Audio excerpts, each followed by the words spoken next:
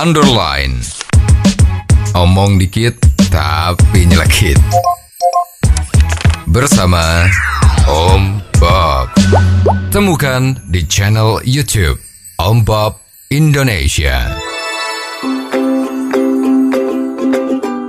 Om Bob, nilai upah minimum provinsi atau UMP di seluruh penjuru Republik Indonesia ini menjadi salah satu isu yang sedang menjadi sorotan Serikat Buruh. Bagaimana Om Bob menggarisbawahi masalah ini?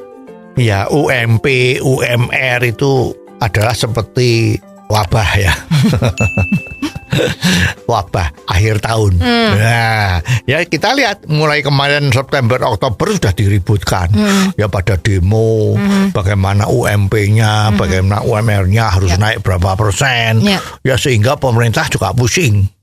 Kalau pemerintahnya kepingin populer, ya biasanya terus UMR dinaikkan untuk provinsi ini supaya gubernurnya besok mendapat simpatik. Wah, ini gubernur yang mikirin rakyatnya.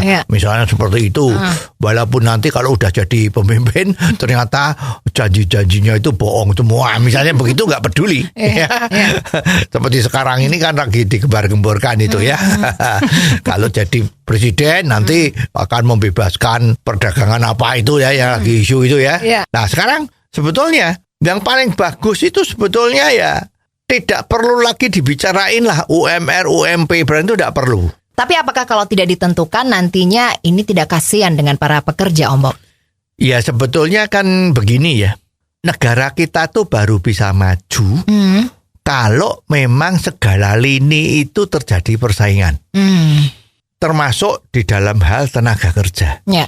Sekarang kalau tenaga kerja itu oleh pemerintah itu dilindungi, terlalu dilindungi. Masa di Jakarta itu upah minimum harus misalnya 5 juta. Betul.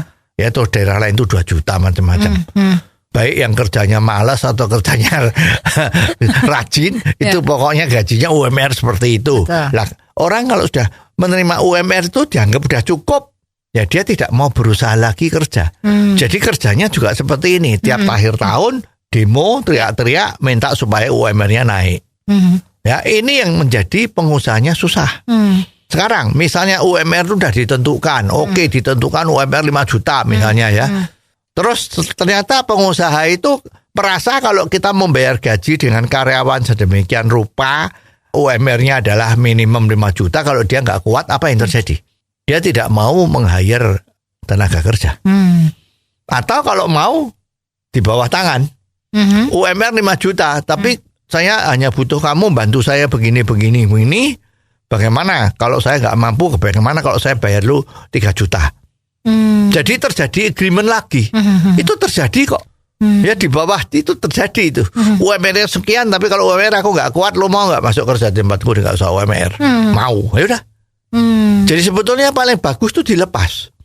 Sekarang kalau merugikan karyawan, saya katakan memang itu merugikan karyawan dalam jangka pendek.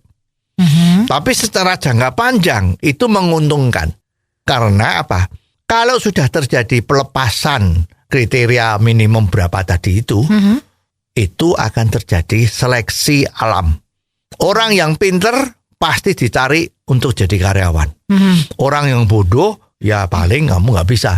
Mungkin ya kerjaan yang ringan-ringan, yang part time, yang hanya dibayar per jam berapa misalnya begitu. Tapi yang pinter pasti dicari. Perusahaan-perusahaan tuh butuh orang yang pinter. Nah, dengan adanya dibebaskan dari UMR ini, di mana gaji dari karyawan itu diserahkan pada mekanisme pasar, ya makanya para pekerja karyawan tadi itu berlomba-lomba untuk meningkatkan kemampuannya dia di dalam melayani kebutuhan pasar tenaga kerja di Indonesia ini. Jadi dia tahu, sekarang pasaran butuh orang yang bisa bahasa Inggris. Nah sekarang banyak lulusan-lulusan SMA yang nggak ngerti bahasa Inggris. Nah dia harus meningkatkan diri, belajar bahasa Inggris. Kalau dia bisa bahasa Inggris, maka karyawan tersebut akan diangkat oleh perusahaan yang memerlukan bahasa Inggris. Nah, gajinya otomatis terjadi negosiasi. Kalau sampai dia oke ya, pasti perusahaan nggak mau kok bayar murah-murah. Ya karena pada prinsipnya pengusaha itu pengennya memberi gaji yang gede. Ya karena apa? Kalau gajinya gede kan marahnya lebih keras kan. Kalau salah kan ya lu jangan begitu kerjanya. Ya tapi karena gajinya gede, yang dikasih tahu kayak yang dimarahin tadi itu juga oke. Ya enggak? Seperti itu. Nah, ini perlu ditiru aja seperti di Korea Selatan ya, 20-30 tahun yang lalu. Itu sampai berdemo-demo menuntut karena waktu itu ada peraturan dari pemerintah Korea Selatan bahwa pengusaha itu boleh sewaktu-waktu memecat karyawannya tanpa ada imbalan apa-apa. Pokoknya dipecat tidak ada masalah. Wah, itu terjadi demo. Demo dari buruh-buruh Korea Selatan sampai terjadi korban jiwa. Tapi pemerintah Korea Selatan tetap berpegang teguh dengan peraturan itu. Nah, sekarang you lihat 30 tahun kemudian Korea Selatan menjadi macan Asia. Ya. Sekarang industri mobilnya dia kayak apa? Semua industri Korea semua.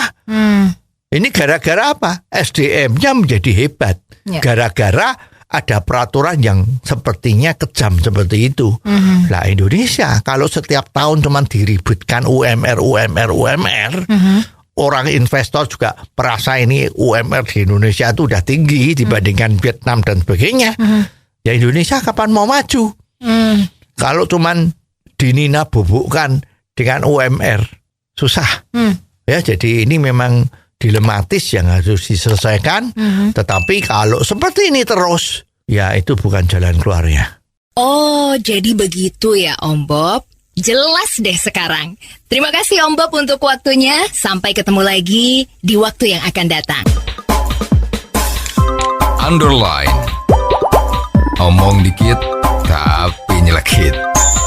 Bersama Om Bob. Jika Anda suka dengan channel ini, jangan lupa subscribe, like, dan komen.